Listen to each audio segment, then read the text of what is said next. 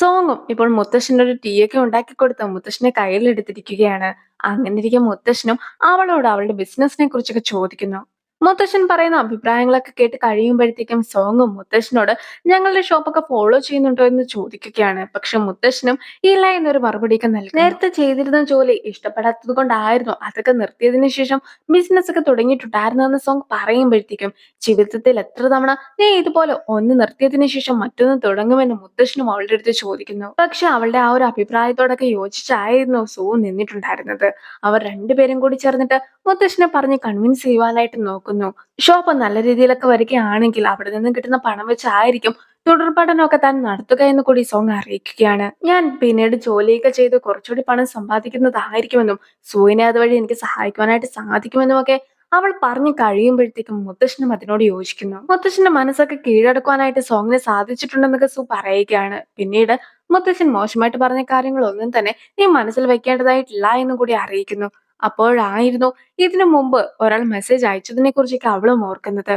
എന്റെ ഊഹ ശരിയാണെങ്കിൽ മുത്തശ്ശന്റെ ബാക്ക്ഗ്രൗണ്ട് ഒക്കെ ചെക്ക് ചെയ്യുവാനായിട്ട് എനിക്ക് കസ്റ്റമർ എന്ന രീതിയിൽ മെസ്സേജ് ഒക്കെ അയച്ചിട്ടുണ്ടായിരുന്നു എന്ന് കൂടി സോങ് സൂനെ അറിയിക്കുകയാണ്. ഇനി അവിടുത്തെ ജോലിക്കാരിക്കാകട്ടെ സോങ്ങിനെ കുറിച്ച് നല്ല അഭിപ്രായമായിരുന്നു ഉണ്ടായിരുന്നത്.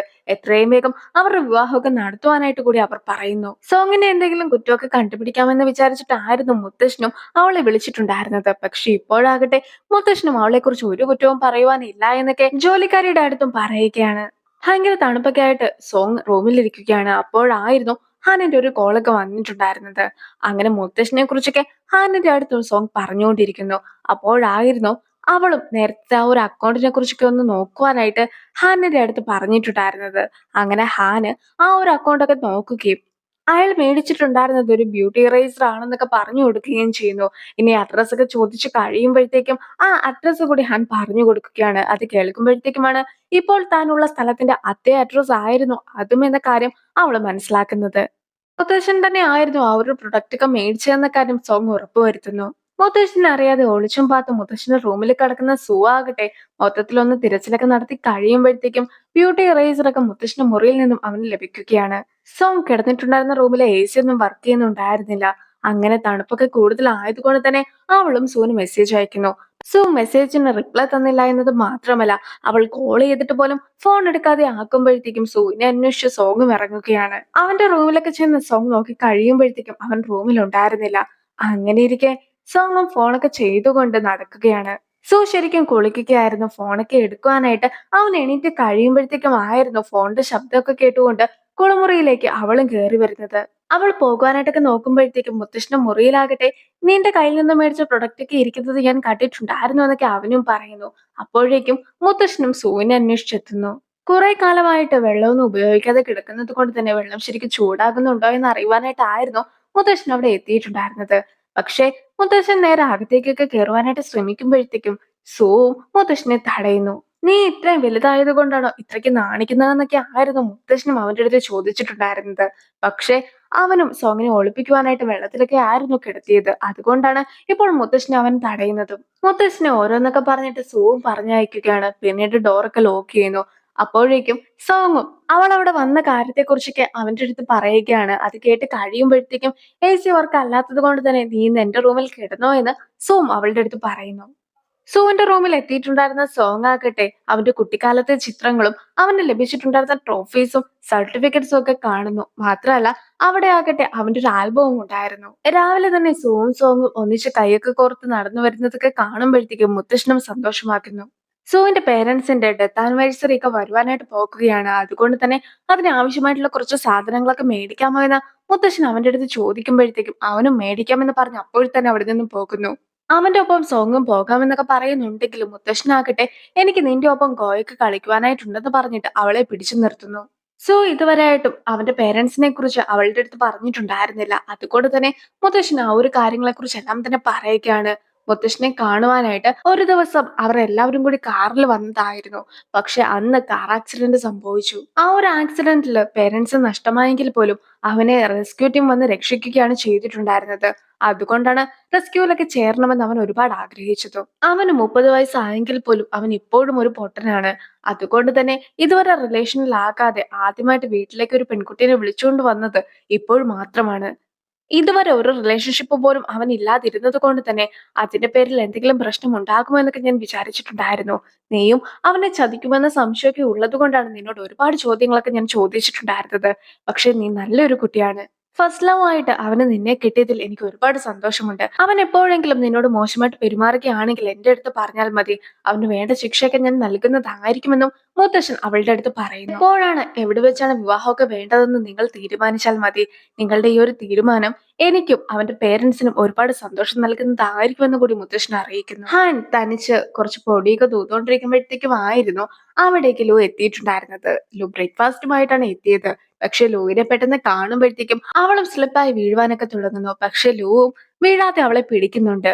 അങ്ങനെ ഇരിക്കെ അവളുടെ കണ്ണാടിയൊക്കെ താഴേക്ക് വീഴുകയും പിന്നീട് ലൂവ് അവളെ നിലത്ത് നിർത്തി കഴിയുമ്പോഴത്തേക്കും അവൾ തന്നെ ആ ഒരു കണ്ണാടിയിൽ കയറി ചവിട്ടുകയും ചെയ്യുന്നു. കണ്ണാടി ഇല്ലാത്തത് കൊണ്ട് തന്നെ ഇപ്പോൾ അവൾക്ക് ശരിക്കും കാണുവാൻ പോലും സാധിക്കുന്നില്ല. ഈ ഒരു കാര്യങ്ങളെല്ലാം തന്നെ ലൂവിനോട് പറഞ്ഞ് കഴിയുമ്പോഴത്തേക്കും പുതിയൊരു കണ്ണാടിയൊക്കെ മേടിക്കുവാനായിട്ട് ലൂവും അവളെ കൂട്ടിക്കൊണ്ടു പോകുന്നു. ഒരു പ്രശ്നവും നിലവിലില്ലാത്തത് കൊണ്ട് തന്നെ പ്രശ്നമൊക്കെ ഉണ്ടാക്കുവാനായിട്ട് ഗയോയും മുത്തശ്ശനെ കാണുവാനെന്ന വ്യാജേന വീട്ടിലേക്കൊക്കെ എത്തുകയാണ്.